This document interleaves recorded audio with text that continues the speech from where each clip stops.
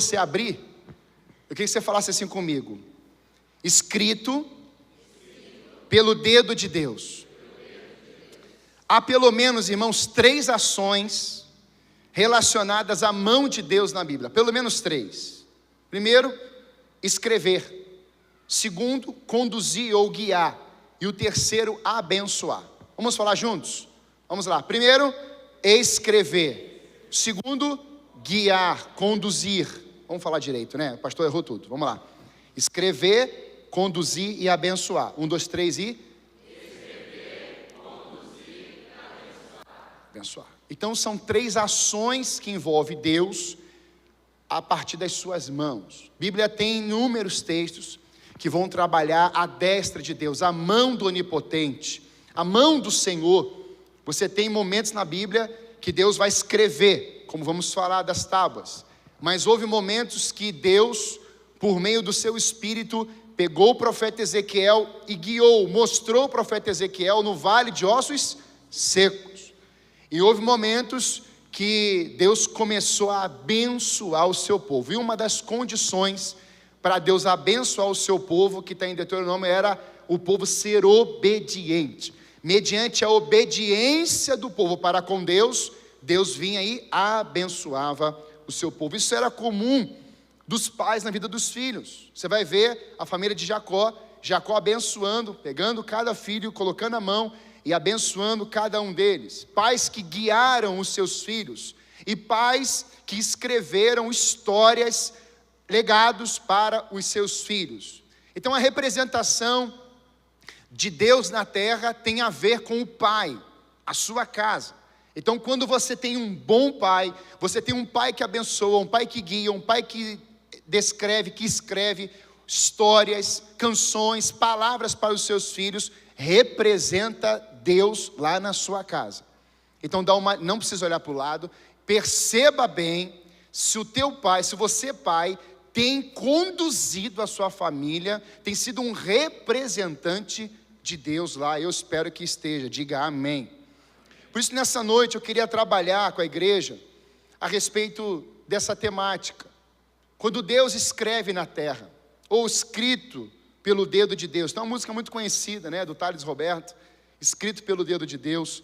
E sabemos que a Bíblia, ela vai nos mostrar que a palavra de Deus, a Bíblia é a palavra de Deus.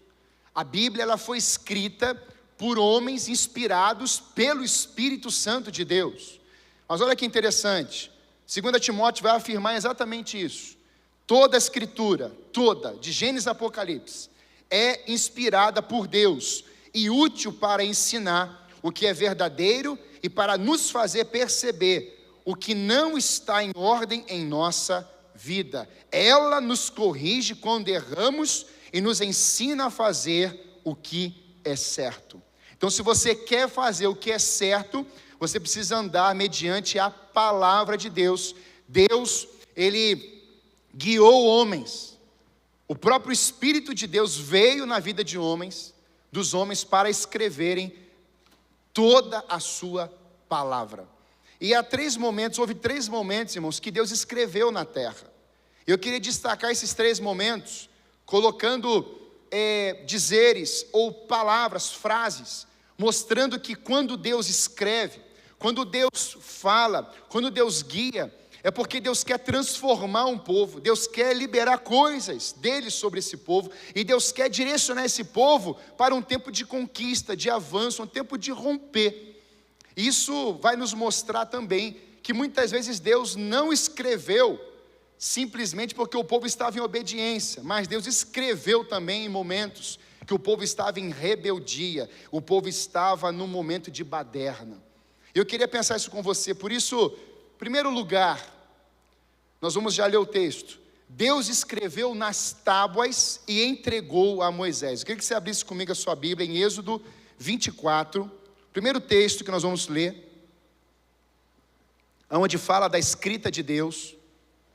Êxodo capítulo 24, 12 a 18, e depois o capítulo 31, verso 18.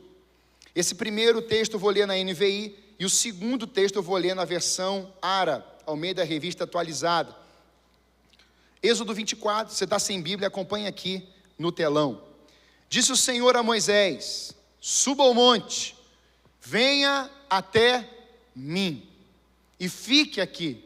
Eu lhe darei as tábuas de pedra com a lei e os mandamentos que escrevi para a instrução do povo. Diga assim, que escrevi para a instrução do povo. Moisés partiu com Josué, o seu auxiliar, e subiu ao monte de Deus. Ele disse às autoridades de Israel: esperem-nos aqui, até que retornemos. Arão e Hur ficarão com vocês. Quem tiver alguma questão para resolver, poderá procurá-los. Quando Moisés subiu, a nuvem cobriu o monte, e a glória do Senhor se estabeleceu sobre o monte Sinai. Durante 6 dias, a nuvem cobriu o monte. No 7º dia, o Senhor chamou Moisés do interior da nuvem. Aos olhos dos israelitas, a glória do Senhor parecia um fogo, diga assim comigo, um fogo consumidor no topo do monte. Moisés entrou na nuvem e foi subindo ao monte. Lá permaneceu 40 dias e 40 noites. Agora, olha o verso 18 do capítulo 31 de Êxodo.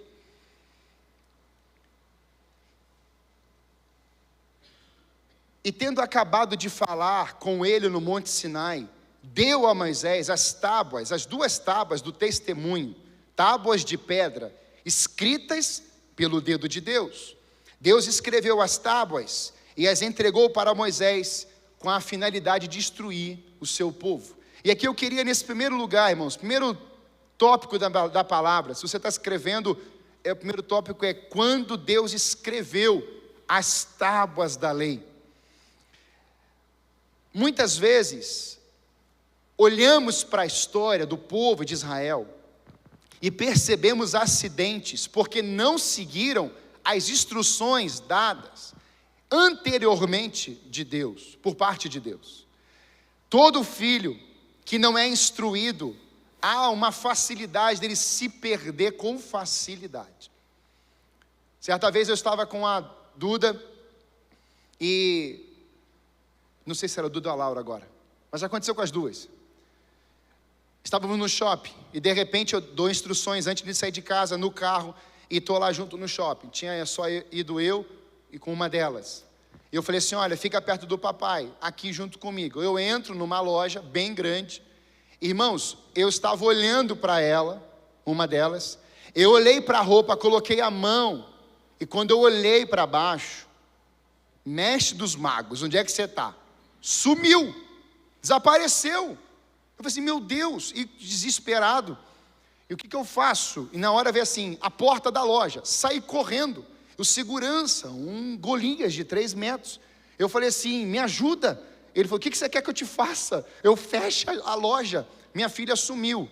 E a gente procurando, e realmente fechou a loja, a gente procurando. De repente eu estou passando assim, eu vejo um movimento. Sabe nas araras ali? Eu falei assim: opa.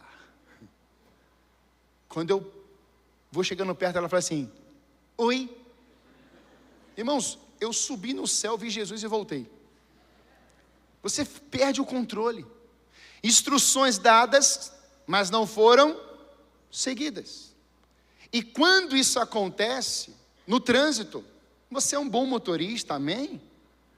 Amém. Você passou lá na habilitação, para receber a habilitação, foi instruído por um professor, uma professora, e aí você estava lá sofrendo, andando a 20 por hora, 30 por hora, a pessoa buzinando, ultrapassando. E você foi instruído, mas chegou o dia que você recebeu a aleluia, glória a Deus, você pegou a habilitação.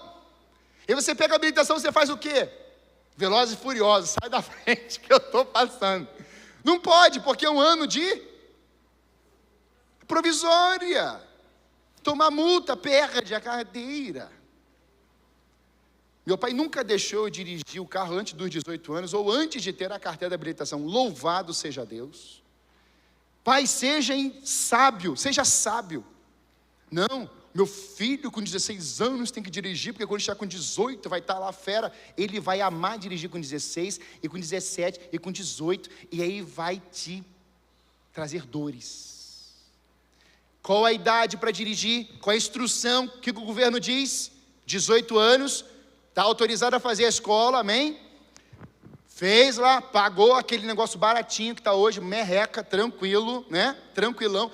E depois, você passa na prova dando glória a Deus, evangeliza já aquele homem, aquela mulher que está ali, já vai derretendo o coração, e um dia você pega a habilitação e você fala assim: glória a Deus, nunca mais eu te vejo. Você que pensa.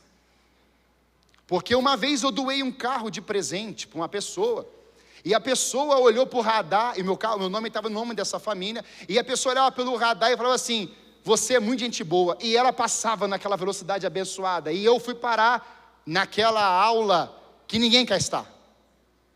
Qual é o nome? Reciclagem. E a sala tinha uns 60, tudo péssimo motorista, e eu só injustiçado ali. E a professora, muito sábia, disse assim: eu gostaria de saber o motivo pelo qual a profissão de vocês... Eu falei assim: pra que isso? A profissão de vocês, o nome de vocês, CPF de vocês, e por que vocês perderam a carteira? Eu falei assim: meu Deus. E o primeiro a falar era um pastor. E o pastor cheio de dedo: é porque eu... E eu falei assim: meu Deus, ainda está me envergonhando. Como é que eu falo? Eu falo que sou pastor, eu falo que eu sou missionário, o que eu falo nessa hora? E aí chega a minha vez. Eu falei assim: olha, o que eu vou contar, talvez você não acredita. Aí o pessoal, Eu falei assim: eu também sou pastor. Daí ela: nossa, temos 2. Eu assim: fala mais alto para o cozinheiro escutar. E aí ela falou assim: olha, veja bem, conta a sua história, a gente vai acreditar. Eu falei assim: olha, eu doei um carro. Aí o pessoal do fundão, né? Tem sempre o pessoal do fundão, né? Dei um carro, meu nome ficou no, né? O carro ficou no meu nome, e essa pessoa, ela fez amizade com os pardais. E ela andava, ela esqueceu que tinha radar naquele lugar, ela passou ali só 5 vezes, só 5. Em alta velocidade, a minha carteira, né, sofreu. E aí eu peguei a multa, entreguei para essa pessoa, falei assim: olha, coloca no seu nome, já assinei. E ela esqueceu de ir lá na data certinha, e eu estou aqui. Acreditem em vocês ou não, mas está tudo bem. Eu estou abençoando o Uber, eu estou abençoando um taxista por dentro assim, você não faz ideia. Mas está tudo bem, uma hora eu vou receber essa habilitação. Irmãos, glória a Deus, a habilitação chegou, o carro foi transferido, e nunca faça isso que eu fiz. Instruções, irmãos, quem segue instruções certamente vai evitar os acidentes. O povo de Israel ficou 400 anos no Egito. Como é que você fica 400 anos no Egito e sai de lá como? Nossa, eu sei todas as coisas. Eu sei andar depois que eu fiquei 400 anos apanhando no Egito, escravo, açoitado, sem comer direito, magro, que é ruim de dó, sofrendo horrores, carga de trabalho altíssima. Agora o povo sai como? Perdido, sem uma direção. Então, primeira verdade, Deus escreveu as tábuas para dar direção. Diga assim: as tábuas têm a ver com direcionamento. A palavra de Deus, irmãos, ela envolve direcionar o povo de Deus. Você quer acertar ou quer errar? Acertar, leia a palavra. Você quer errar ou quer vivenciar coisas, os propósitos de Deus? Leia a palavra. Você quer arrebentar com as pessoas, ou se arrebentar, ou vivenciar um tempo de glória de Deus? Busque a palavra de Deus. Você quer andar vivo, entusiasmado, feliz, realizado, mesmo em tempo de prova? Mergulhe na palavra de Deus, amém, irmãos? É essa a verdade que Deus vai declarar a Moisés. Deus ouviu o clamor do povo, Deus sabia que aquele povo estava sofrendo, e não bastava o povo ser liberto do Egito. Não, Deus tinha que dar instruções para o Egito ser arrancado de dentro do povo. A palavra de Deus, ela arranca o mundo, a natureza pecaminosa de dentro de nós.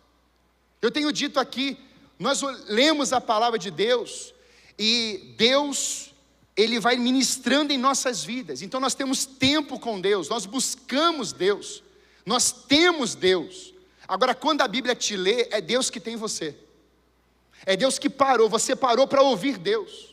Então uma coisa que você busca o Senhor, você está dizendo assim: Senhor, vem comigo, Senhor, anda comigo, Senhor, me instrui, Senhor, vamos comigo no trabalho, vamos na faculdade, vamos lá viajar, e Deus vai com você, Ele está dentro de você. A questão toda é você o quanto Deus tem de você, que você diga assim: Senhor, eu estou parado aqui, o que o Senhor falar e me guiar e fazer, eu vou só te obedecer. Então não é só ter Deus, é Deus ter o seu tempo, o seu sacerdócio, o seu espírito profético, os seus dons, a sua caminhada, a sua jornada de fé. E isso, irmãos, é entendido como um povo que vive sem instrução, é um povo aprisionado pela ignorância. Se o povo de Deus não for instruído pela palavra de Deus, ele será um povo ignorante. Olha o que diz Provérbios 11, de 7 a 9. Morrendo o homem ímpio, perece a sua esperança, e a expectação de riquezas se perde. O justo é libertado da angústia, e o ímpio vem em seu lugar. O hipócrita com a boca destrói o seu próximo, mas os justos são libertados pelo conhecimento. Aleluia! Quem é justo aí? Justificado pelo sangue de Cristo, somos nós. Então os justos, eles entendem que são libertos, não por eles mesmos, mas por causa do conhecimento. Por isso que João 8 vai mostrar: conhecereis e a verdade. O Brasil conhece esse versículo mais do que João 3,16. A grande pergunta é: por que o Brasil não é liberto?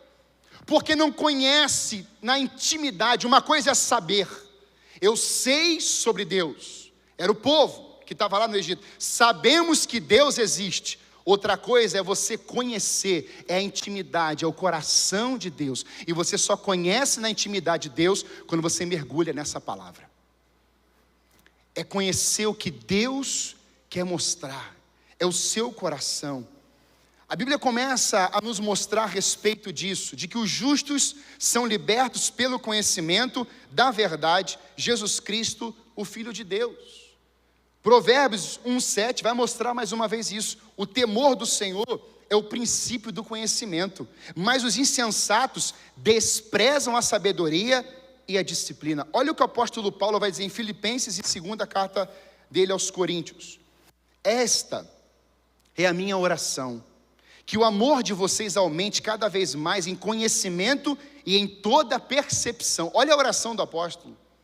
Paulo está orando para a igreja aos Filipenses assim: olha, eu oro, não é só para que vocês sejam abençoados, eu oro para que vocês busquem, aumentem, tenham o desejo impetuoso pelo conhecimento e em toda a percepção, para discernirem o que é melhor, a fim de serem puros e irrepreensíveis até o dia de Cristo, cheios do fruto da justiça, fruto que vem por meio de Jesus Cristo, para a glória e louvor de Deus. Agora o que ele fala em Coríntios: destruímos argumentos e toda pretensão que se levanta contra o conhecimento de Deus, e levamos cativo todo pensamento, para torná-lo obediente a Cristo. Quando você busca o conhecimento de Deus, quando você tem intimidade com o conhecimento de Deus, você entende que a sua mente, o seu pensamento não ficará cativo ao pecado, à natureza pecaminosa,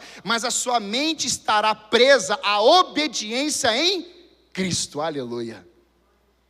Irmãos, isso é muito profundo, porque um povo que não busca a instrução da Bíblia, ela vai buscar instruções em outros lugares, em outras pessoas. Você sabia que boa parte das pessoas que sofrem nas igrejas, é por falta de conhecimento da palavra de Deus? Aí tem gente que deita e rola. Aí o camarada fica fazendo um monte de baboseira e as pessoas estão aplaudindo. Yes, oh, legal. E nem é bíblico. E Deus está falando assim: isso não foi o que eu escrevi, isso não foi o que eu ensinei. E a Bíblia, ela vai mostrar com muita seriedade, mostrando, dizendo que ai daqueles que instruírem aqueles que estão começando erroneamente. Irmãos, esses vão se ver com Deus, e Deus não vai poupar ninguém. Por isso que é uma responsabilidade sobre nós, irmãos, para instruirmos na verdade. A palavra de Deus, irmãos, se você quer anotar uma frase que Deus ministrou no meu coração, A palavra de Deus é como um remédio que traz cura sobre os doentes, libertação aos cativos e vida sobre os mortos. Aleluia! Você está lendo a palavra, você é enfermo, você está sendo renovado, você está sendo ministrado, você está sendo tomado pela presença de Deus. É a palavra que cura, é a palavra que liberta, é a palavra que restaura, é a palavra que aviva, é a palavra que levanta, aleluia, é a palavra que coloca ordem no caos. É pelo poder da palavra de Deus. Ele colocou ordem nesse mundo, irmãos, que estava totalmente sem vida. Ele começou a dar decretos: haja luz e houve luz. Ele começa a colocar os firmamentos, ele começa a colocar as plantas, ele começa a criar todas as coisas. Em 6 dias ele criou tudo, no 7º ele descansou, pelo poder da sua palavra. E a pergunta é: Deus que criou tudo pela sua palavra, um Deus que ensina a orar pela palavra, um Deus que ensina a amar pela palavra, um Deus que ensina a perdoar pela palavra, um Deus que te aponta o destino pela própria palavra, por que nós não estamos investindo tempo na palavra? Temos que pensar sobre isso hoje. Foi exatamente isso, irmãos, que Deus desejou fazer com o seu povo, a instruí-lo através das tábuas. Um povo que recebesse direção, porque lâmpada para os meus pés é a tua e luz para os meus caminhos, ou o meu caminho. Irmãos, esse texto nos diz o quanto a glória de Deus veio a respeito de Moisés e aquele povo. Se você ler Êxodo 19:16, você vai ver algo muito interessante. Ao amanhecer do 3º dia, houve trovões e raios, uma densa nuvem cobriu o monte, e uma trombeta ressoou fortemente. Todos no acampamento tremeram de medo. E sabe, irmãos, aqui, eu penso que o povo, ele teve visões claras de Deus, dos raios, luzes, trovões, Deus se manifestando no pico do monte Sinai. Mas, irmãos, não era aquilo que era a instrução para o povo, eram as tábuas. Aquilo era a manifestação, a glória de Deus.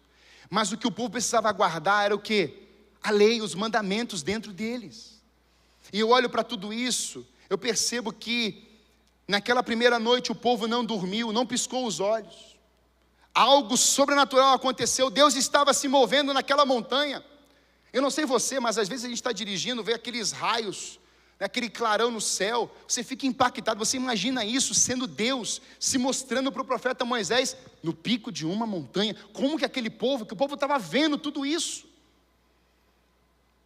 E nós olhamos para esse trabalho, essa visão de Deus para aquele povo, Deus se revelando, Deus mostrando, Deus colocando, e eu olho para isso aqui, irmãos, eu percebo um povo que estava desejoso de ver, um povo apaixonado, um povo vislumbrante com tudo aquilo que está acontecendo, mas os dias vão se passando 10 dias, vão se passando 20 dias, vão se passando 30 dias, daqui a pouco o povo está dizendo assim: olha, Arão, Moisés morreu lá em cima, temos que fazer alguma coisa.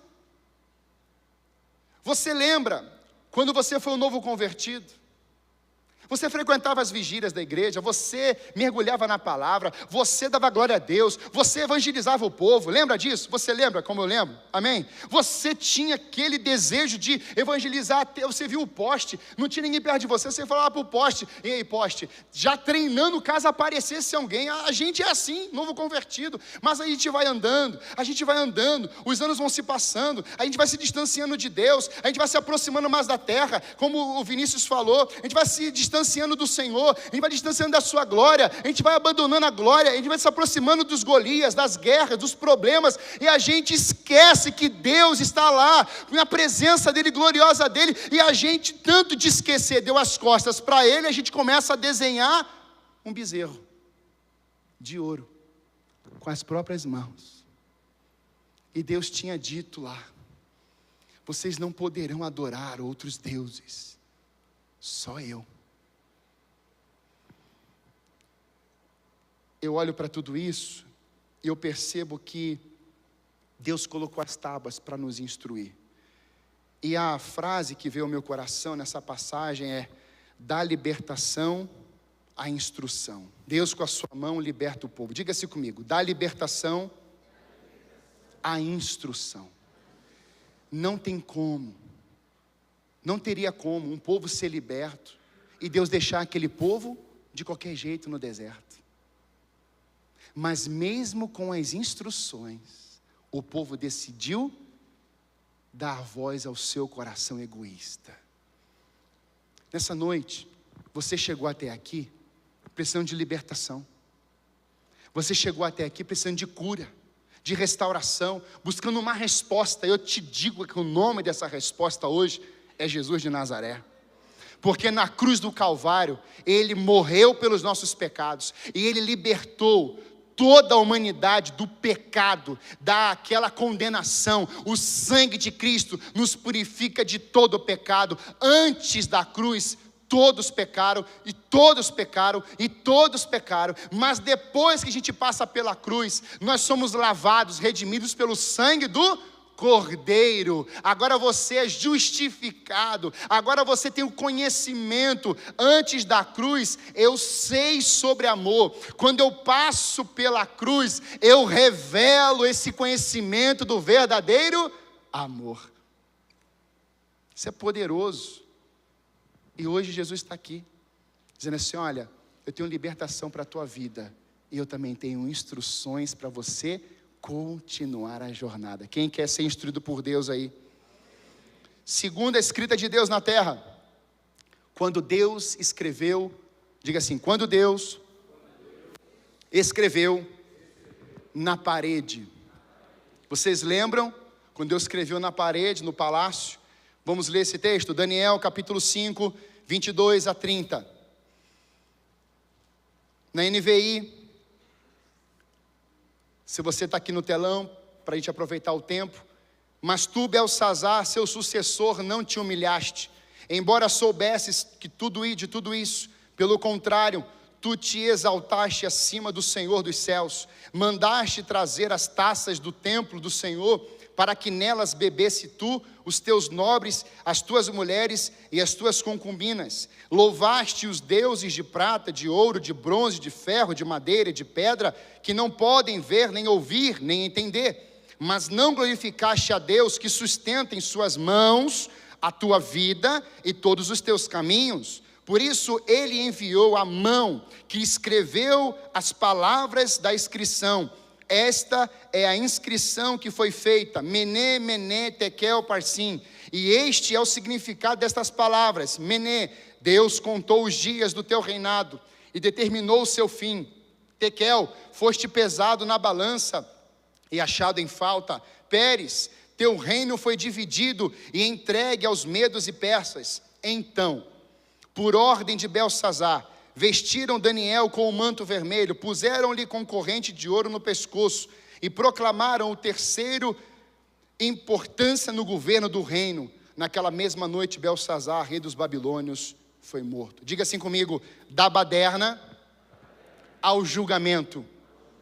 Eu olho para essa história, eu percebo, irmãos, que a Babilônia, então eu te trouxe um contexto de Moisés, Deus escreveu nas tábuas da libertação para a instrução.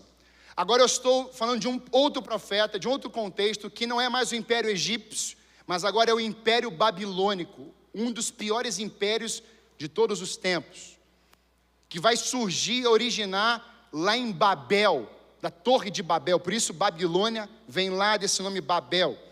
Babilônia se tornou o maior império de toda a terra. E antes de Belsazar, seu pai chamou Nabucodonosor. Ele conseguiu levantar não apenas o império, mas uma cultura chamada Babilônia, cultura que persiste até os nossos dias. A Babilônia se tornou um sistema de governo, e hoje, quando você olha para o Brasil e para inúmeras nações, você percebe um sistema onde há orgia, prostituição, busca pelo poder, ferir os pobres, miseráveis, ganância, é uma desconstrução do projeto de Deus chamado família. Tudo isso é o sistema babilônico. Babilônia se tornou esse sistema de governo, uma mentalidade da maldade nas mentes. Se tornou esse homem Nabucodonosor tão poderoso, ele conquistou todos os reinos conhecidos da sua época, sendo o império mais poderoso do mundo. Nabucodonosor, irmãos, pai de Belsazar, construiu uma das 7 maravilhas do mundo, conhecido como Jardim Suspenso da Babilônia. Então você pensa que uma das 7 maravilhas do mundo estava lá na Babilônia, e quem construiu? Nabucodonosor. As pessoas vinham conhecer esse lugar, e muitas delas se entregavam a esse sistema pecaminoso. Esse homem começou a ser arrogante, orgulhoso, e um dia, irmãos, esse homem sobe no pico do seu palácio, e ele olha tudo aquilo, ele diz: olha o que eu construí. Ele vai dizer isso no Daniel capítulo 4, 29 em diante. Essa não é a Babilônia que eu construí com o meu poder. Essa não é a Babilônia que eu fiz com a minha glória. Irmãos, um dia, Deus olha e ouve tudo aquilo. Deus vem sobre ele e retira Nabucodonosor do meio do povo. Torna esse homem demente. Isso está em Daniel capítulo 4. Ele perde a razão. Ele vai comer capim com os bois. Ele vai andar com os jumentos. Seu corpo começa a ser mutilado, desconfigurado. Suas unhas vão ficando enormes. Ele se torna aparentemente como um bicho. Eu quero que você olhe bem o que eu estou dizendo. Nabucodonosor, o império mais poderoso do mundo. Dinheiro, moedas de ouro, o maior do mundo. Ele olha do pico do palácio e diz: olha o que eu construí com o meu poder. Em instantes, Deus põe a mão sobre ele. E agora ele está, provavelmente com uma lepra, uma doença de pele, unhas grandes, pelo crescendo, demente, comendo capim, perdido. Você tem noção disso? Deixa eu te dar uma palavra de encorajamento nessa noite. Não pense que Deus se esqueceu do mundo, porque a Bíblia diz que o mundo cabe na palma da mão dele, aonde tem homens e mulheres pensando que são donos de todas as coisas, e que Deus está fazendo vista grossa para isso. Não pense, de Deus não se zomba. Pode zombar da igreja, pode zombar de pastores, pode zombar de líderes, pode zombar de tudo, mas de Deus não se zomba. A qualquer momento, Deus pode colocar a mão em alguém, e Deus pode, como diz a palavra, em um ano, em um dia, em um segundo, Deus pode mudar tudo. Diga glória a Deus. Ele está no controle. Você olha para o trono, ele está lá. Você olha para o céu, os anjos estão lá, querubins estão lá, está lá em Apocalipse, no final já sabemos como é que vai ser, querubins, serafins, anjos, os arcanjos, adorando, dizendo todo o tempo: santo, santo, santo é o Senhor, o Deus Todo-Poderoso. Então a igreja, a instituição principal de Cristo na terra, tem que olhar para o trono da glória de Deus e saber que Ele está lá, aleluia. É maravilhoso, irmãos, isso, porque Nabucodonosor, ele fica tão mal, que ele vai declarar uma frase de arrependimento. Eu tenho pela fé, irmãos, uma visão de que homens e mulheres em breve vão verbalizar isso aqui. Diga glória a Deus. Você crê? Eu vou ler para você o que Nabucodonosor expressou. Eu quero que você pense em algumas figuras mundiais agora. Mas pense também naquele chefe lá do teu trabalho. Pense agora no teu pai, na tua mãe, que não consegue crer em nada, que tem dificuldade em crer em Jesus. Pense agora em pessoas que são pessoas até perversas. Pense agora nesse povo. Pensou? Agora olha a fé da palavra de Deus. Existe um Deus no céu. Existe um Deus que governa, existe um Deus que exalta e humilha, existe um Deus que tem toda a glória e majestade, e eu reconheço que esse Deus é mais poderoso que eu, e a minha vida está na mão dele, na mão dele. Após isso, Deus lhe devolveu tudo, e ele faz um decreto dizendo: só o Senhor é Deus. O nome desse homem se chama Nabucodonosor, irmãos. Existiu um Deus? Não, existe um Deus. Deus é maravilhoso.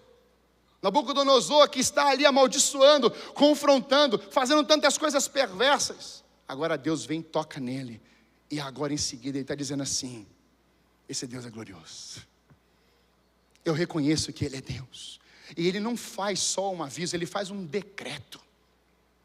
Todos teriam que dizer: só o Senhor é Deus. Você pode falar isso comigo? Só o Senhor é Deus. Você pode falar isso 3 vezes? Só o Senhor é Deus. Você pode falar bem alto: só o Senhor é Deus. Você imagina, irmãos, a igreja operante, fluindo no Espírito, ativa, andando nos vilarejos, nos bairros em volta, dizendo: só o Senhor é Deus, e as potestades caindo, os doentes sendo curados, os enfermos sendo curados, os endemoniados sendo libertos. É a palavra de Deus que faz isso, irmãos. Eu profetizo sobre a nossa cidade: impérios caindo, acorrentados sendo libertos, os endemoniados sendo libertos, autoridades estão brincando com Deus sendo achadas, e o poder de Deus se manifestando sobre elas. Eu creio nisso, porque nós os amamos. Deus tem todo o poder para tocar no orgulho, reescrever histórias, destinos e mudar roteiros. Eu tenho que crer nisso. Nabucodonosor morre, irmãos. E quem assume? Belsazar. Belsazar viu tudo aquilo. Aí sabe o que o Belsazar fez? O filho de Nabucodonosor. Ele assume o poder, e ao invés de se humilhar e buscar a Deus, ele se vangloria pela posição. Aí olha o que ele vai fazer. Ele começa fazendo uma festa, convocando 1000 dos seus nobres, dos seus líderes, príncipes e reis. Chama 1000 homens com prostitutas, dançarinas, as concubinas, e vão festejando e dançando, e bebendo. Irmão, se não bastasse tudo isso que eu te falei que ele fez, Belsazar, já, como diz, alto demais, só de passar na frente do bafômetro já era multado, o carro apreendido. Perdido. Ele manda buscar as taças que haviam sido retiradas do templo de Jerusalém. Sabe o que Belsazar fez? Ele foi além da maldade do pai, da crueldade do pai. Ao invés dele olhar para a renúncia e para o arrependimento, Belsazar não fez isso. Belsazar foi além da maldade, do pecado, da iniquidade. E ele começa a dizer: agora vão lá no templo e tragam para mim as taças que foram dedicadas a Deus, enchem-nas de vinho e vamos beber nessas taças. Sabe o que Belsazar está dizendo? Vamos lixar, estamos nem aí para esse Deus. O negócio aqui é baderna. É isso que Belsazar pregou naquela noite. Baderna. Quando ele e todos os presentes estavam no auge da orgia, uma mão aparece na parede. Aleluia, irmãos. Porque você vai dar um glória a Deus daqui a pouco. Porque aonde tem lugar de baderna hoje, Deus vai aparecer lá, irmãos. Onde tem negociações ilícitas, Deus vai aparecer lá, irmãos. E Deus vai colocar temor sobre aquelas vidas, aqueles corações. A mão aparece na parede, a mesma mão que havia escrito as tábuas de pedra, agora aparece e escreve na parede 4 palavras, ou 4 vezes: Mené, Meneu, Tekel, Parsim. E Mené, Mené, ele fala 2 vezes, escreve 2 vezes. E isso vai mostrar, Mené era um recado para Belsazar: contou Deus os teus dias, e o teu reinado acabou. Ele fala isso 2 vezes: contou Deus os teus dias, e acabou, Belsazar. Não tem mais como você governar. Não tem segunda chance para você, Belsazar. Porque você tinha que ter visto a segunda chance que eu dei ao teu pai. Tekel, você foi pesado na balança, e você foi achado em falta. Pérez, ou Parsim, teu reino foi dividido, entregue aos medos e persas. E naquela noite, não foi no dia seguinte, naquela noite Belsazar morreu. Da baderna ao julgamento. Deixa eu te fazer uma pergunta. Se Deus descesse aqui, eu sempre penso nisso, e Deus começasse a escrever na parede o meu nome, a minha vida, como é que eu ficaria? Como é que nós ficaríamos aqui? Porque aquilo, irmãos, foi no meio da orgia. E nós temos um nível de responsabilidade maior, porque nós somos o povo de Deus. Você imagina Deus escrevendo na parede aqui? Ah, irmãos da Alameda, Santa Felicidade.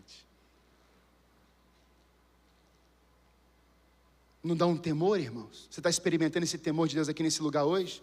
Eu vou até andar menos, porque eu tenho orado dia e noite para Deus descer esse temor sobre nós. Porque uma igreja que teme a Deus é uma igreja operante, é uma igreja poderosa, é uma igreja que vai vivenciar milagres, maravilhas, conversões, uma igreja que vai experimentar um Deus e vai estar quase como palpável. É o que eu estou experimentando aqui em cima agora. É como se Deus fosse aqui um palpável. Pode me apalpar, eu estou aqui, Deus está na casa. Aleluia! Deus sempre levantou os seus para dar instruções, palavras proféticas, direcionamentos, e ao mesmo tempo apontando as consequências da obediência e desobediência. O problema, irmãos, é que muitos fizeram e fazem prova de Deus e optam por correr riscos, continuando com a baderna. Há lugares que Deus vai chegar e vai acabar com a baderna, meu amado, pense nisso.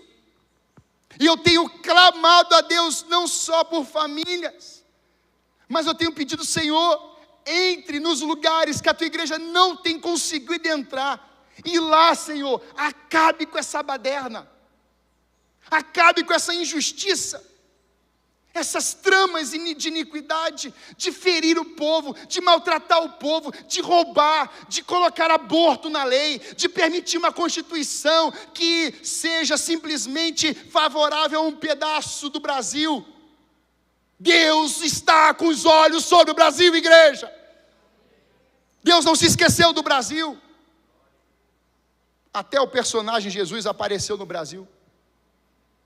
Só que não é aquele homem, irmãos. Ele é só um ator. A igreja tem que reverenciar, irmãos, Jesus Cristo de Nazaré, o Rei dos Reis, Senhor dos Senhores. É Ele. Pastor, e o que aconteceu? Irmãos, aquele povo todo morreu, todo mundo morreu. Mas Daniel, Sadraque, Mesaque e Abednego foram recebidos no céu. Irmãos, esses homens marcaram a geração deles. Tem Daniéis aí, glória a Deus. Tem Danielas aí, glória a Deus. Tem homens e mulheres aqui que Deus vai levantar, e você não vai aceitar a baderna. Você é um agente do reino de Deus, e você vai andar naquele lugar, assim, a baderna aqui acabou. Essa casa tem governo, essa casa tem poder de Deus, essa casa mana leite e mel, essa casa tem princípios, essa casa tem valores, essa casa tem ensino da palavra de Deus, essa casa é a casa morada de Deus. Quantos recebem isso, amém?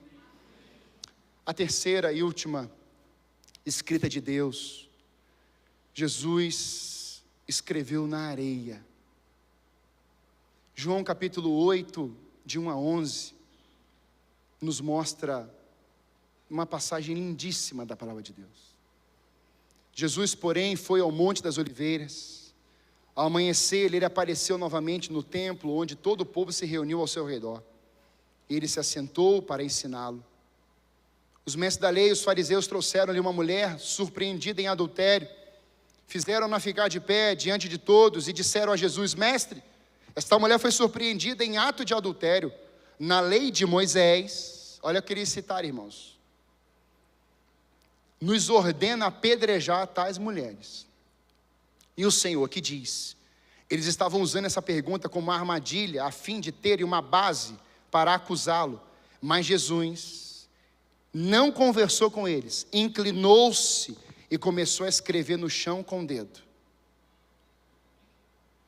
Visto que continuavam a interrogá-lo, ele se levantou e lhes disse: se algum de vocês estiver sem pecado, seja o primeiro a tirar a pedra nela. Inclinou-se novamente e continuou escrevendo no chão. Os que ouviram foram saindo, um de cada vez, começando com os mais velhos. Jesus ficou só, com a mulher em pé diante dele. Então Jesus pôs-se de pé e perguntou-lhe: mulher, onde estão eles? Ninguém a condenou? Ninguém, Senhor, disse ela. Declarou Jesus: eu também não a condeno. Agora vá e abandone sua vida de pecado. Eu chamo essa passagem da condenação à graça de Cristo. O perdão de Jesus, ele sempre será superior à ofensa. Sempre. A graça de Jesus sempre será superior à condenação do pecado. Por isso Romanos 5 nos mostra isso. A partir do 20 e 21, a lei foi introduzida para que a transgressão fosse ressaltada.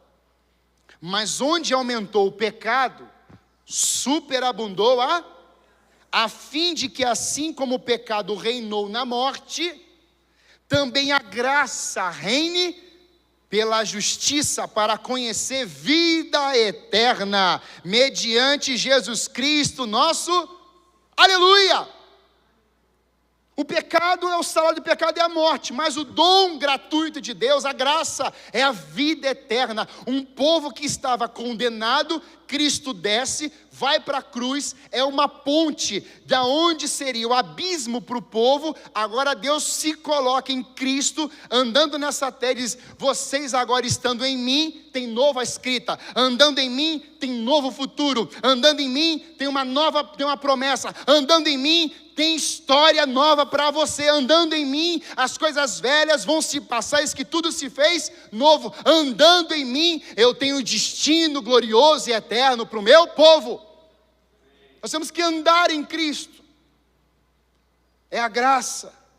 Uma mulher que estava pega num ato de adultério, eu fico sempre olhando para essa história, eu percebo esses homens aqui fiscalizando pessoas, pecando e trazendo até, vamos lá, agora é essa mulher, olha, ela está lá, devia ter dado muito tempo, irmãos, para esses homens aqui investigarem, ir atrás, e pegar a mulher no ato. Olha a vergonha, irmãos, olha o ato, vergonhoso.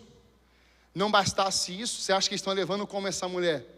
Vem, amada, vamos até Jesus para Jesus falar o que. Não, irmãos, esses homens devia estar dando palavra uma atrás da outra. Você vai ser apedrejada, você vai morrer, você está condenada. A lei diz isso, você vai ver o que Jesus vai dizer, você vai ver. E Jesus está lá, eles chegam com ela, eles falam tudo aquilo, e Jesus nem conversa com eles. Sabe por quê? Porque Jesus não precisa dos acusadores contra a tua vida, a conversar com ele. Jesus só escreve história nova, é a graça, e o mundo não vai entender isso nunca. É diante dessa escrita, da graça de Deus, que ele muda, ele transforma pessoas, e foi isso que Jesus fez. Diante desse quadro, a Bíblia vai nos mostrar que essa mulher ali, ela é restaurada por Jesus, e Jesus fala algo para ela no final que poucos esquecem, aliás, muitos esquecem disso: vá e abandone esse pecado. Deixa eu falar uma coisa, a graça de Jesus é suficiente, mas nós precisamos abandonar o pecado. É por isso que ele disse: vá.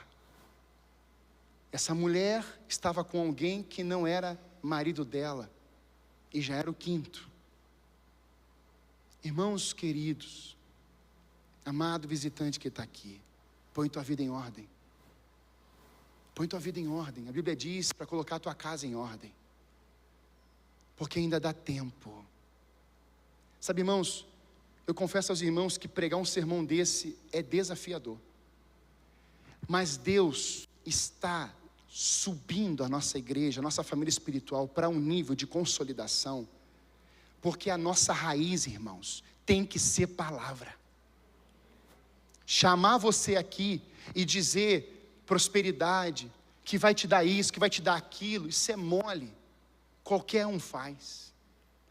Agora, irmãos, com todo carinho, pregar esse tipo de sermão, a minha vida tem que estar debaixo da graça de Deus. Eu prego porque eu amo a minha igreja. Eu quero ver essa igreja rompendo. Eu quero ver essa igreja ultrapassando os limites humanos, irmãos. Ela fluindo nos milagres, nas maravilhas do Senhor. Você passando, como falamos aqui hoje, passando e a sombra curando. Você, isso não sendo como o principal para você. Você vai passar, ver gente curada. Vai na paz, não peques mais, vai na paz. Não vai buscar ibope, vai ser natural. Vai ser algo sobrenatural, mas naturalmente acontecendo. Sabe por quê? Porque a igreja, irmãos, ela foi chamada para realizar essas obras. Libertar os cativos, perdoar, amar, estar com aqueles. E você tem que tirar da sua cabeça que esse povo que está aí perdido tem que ficar mais perdido. E você vai deixar eles falar, não, comece a andar com esse povo. Comece a transferir vida, comece a pregar boas novas. Comece a amar esse povo, seja generoso. Comece a dizer, olha, você é uma bênção. Você é uma pessoa importante para Deus, eu estou aqui contigo. Ninguém vai mudar a vida de ninguém criticando, arrebentando. Tá vendo? Eu te disse, você caiu aí, morreu. Adianta. Não. Então seja uma pessoa cheia do Espírito Santo. Se aproxime de alguém. Fale assim, vem aqui. Deus tem um plano para a tua vida. Deus tem propósito para você. E pode ter certeza que as pessoas que condenaram aquela pessoa que já julgaram ela, mandaram ela para o inferno, serão as primeiras a dizer, como que você foi transformada? Como? Quem fez isso na sua vida? Ele transforma, a banda pode vir, escravos em príncipes. Essa mulher era escrava. Jesus transformou ela numa princesa, numa serva do Senhor. Ele faz das trevas para a luz, da morte para a vida, das ofensas para o perdão. E eu fecho essa ministração com você, mostrando essas 3 escritas de Deus. As tábuas, libertação, a instrução. A mão na parede, do julgamento ou da baderna ao julgamento. Deus vai julgar o seu povo. E os que não são também. Mas em terceiro lugar, eu quero te apresentar a graça. Sabe, a graça é uma pessoa. A graça é a vida de Jesus. E a graça, ela ultrapassa, ela encobre uma multidão de pecados. Eu queria que você fechasse seus olhos. E durante um tempo, só você e Deus, pare e pense como é que está a sua vida hoje. Analise. É uma palavra forte, mas uma palavra com amor. Para você não precisar ouvi-la de novo. E nem cair nos mesmos erros. Deus está aqui. Ele está te chamando a um posicionamento com Ele. A um posicionamento nele. A experimentar quem Ele é. A não deixá-lo. A não entrar mais nas badernas da vida. A não viver mais na condenação. Mas ser alguém que caminhe na graça. Permita ao Espírito ministrar em seu coração agora. Em nome de Jesus. Deixa o Espírito ministrar o seu coração. Deus, Ele está nesse lugar. Deus, Ele está aqui. Deixa Ele ministrar em você. Nesse tempo glorioso da presença de Deus. Não precise você falar com Deus. Deixa que Deus fale com você.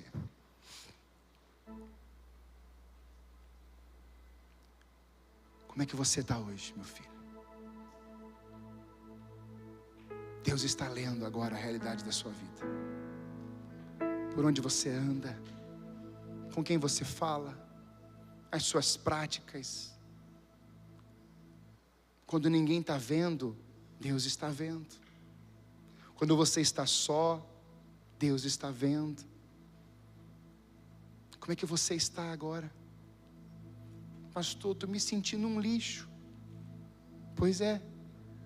É por isso que você está aqui.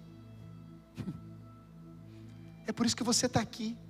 Porque Ele faz exatamente essas vidas que estão presas nos lixos, transformando-as em príncipes e princesas no seu reino. É o escravo amarrado no lixo.